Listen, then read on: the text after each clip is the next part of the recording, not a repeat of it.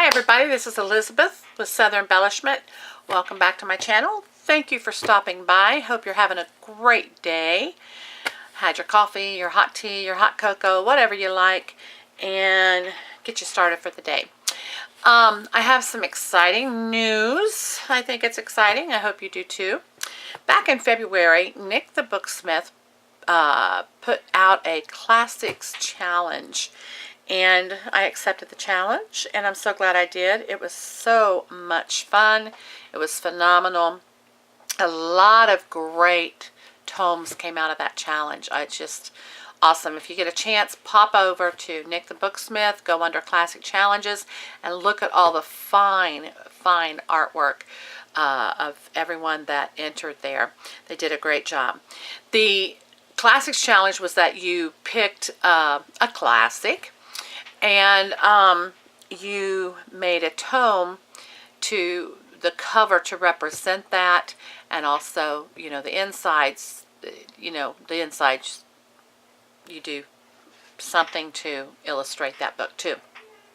So I have a video on this. So I'm not going to do a flip through of this today.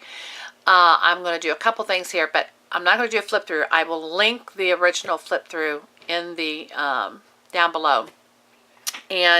But the exciting part is, I think I'm finally ready to part with it. So I'm going to be listing it in my Etsy shop. And so the release of this for sale will be in my Etsy shop. I will put that up today. And just go over there and take a peek, okay? But I did want to do something that I didn't do on the video, the first video. And I had it, of course, I had it wrapped in this beautiful vintage material, and I did the Scarlet Letter, and in case you couldn't tell, and but I did talk about this hidden pocket in the binding that Hester Prynne wrapped her journal in, so that her daughter would find it. And of course, I mentioned the three letters that four letters, I'm sorry, that Nathaniel Hawthorne found in the customs house. And so that's in there. It's just journaling spots. But I mentioned in the video I made about this letter from Arthur Dimmesdale. And what I did not do in the first flip through video, intentionally I didn't do it, because I wanted it to be special for whoever purchased this. But I'm going to read this today, and I took the liberty of writing this letter. So do not blame Nathaniel Hawthorne or anybody else if you don't like this letter. Just blame me.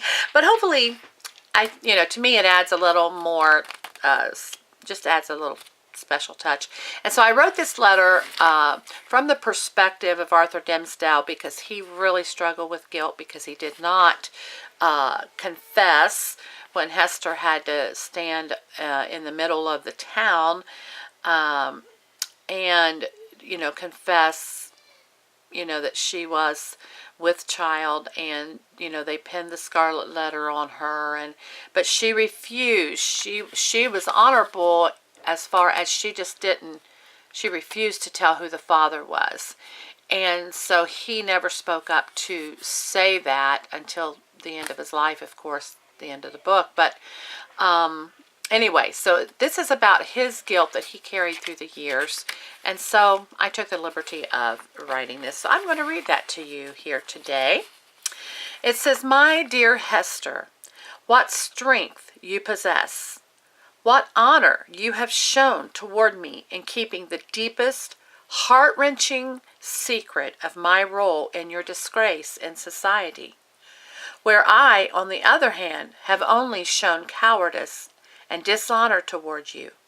You have protected me both in your heart and in the province's eyes. But alas, you nor anyone else can protect me from my inner torture.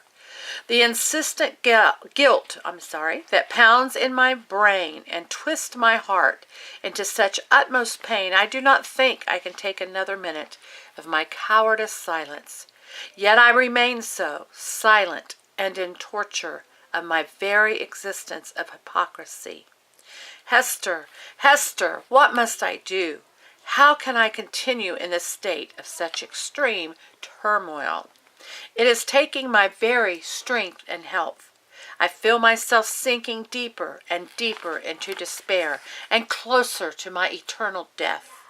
I cannot go back and join you that perilous day on the scaffold and pronounce my involvement to proclaim precious little Pearl as my child. I cannot return there on that day and stand beside you and face that most humiliating scene with you. Oh, but Hester, I will return to that wretched place of your dishonor and proclaim my perfidy for all to see and hear. I will, I must.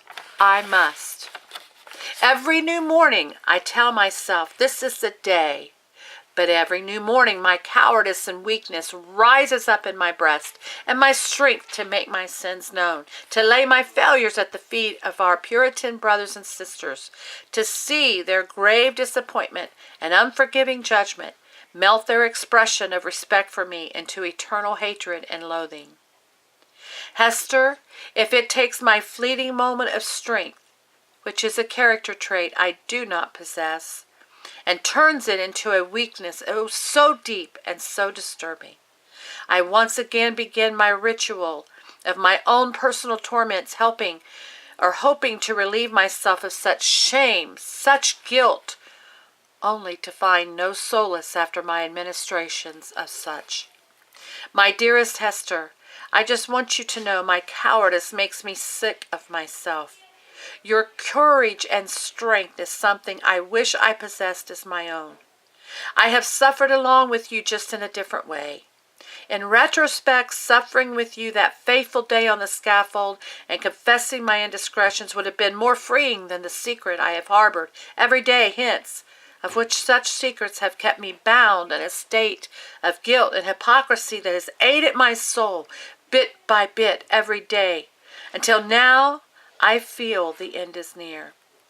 Hester, I will make my way to the scaffold and confess of my mistreatment of you in every way before death makes its claim on me.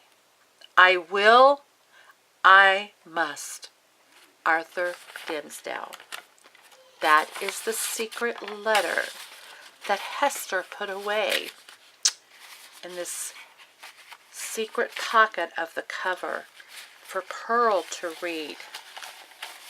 So there you go. This will be released today in my Etsy shop.